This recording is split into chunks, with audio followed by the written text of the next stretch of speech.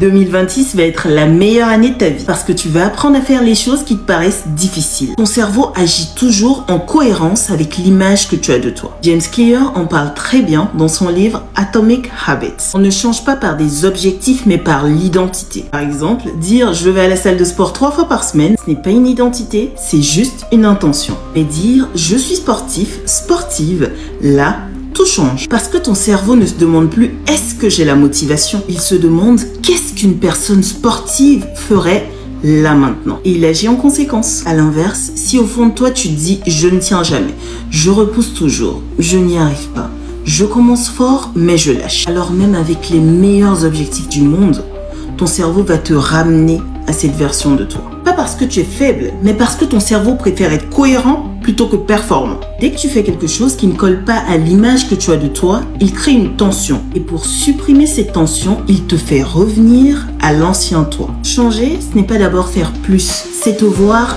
différemment. Pas dans 6 mois, pas quand tu seras dans le mood.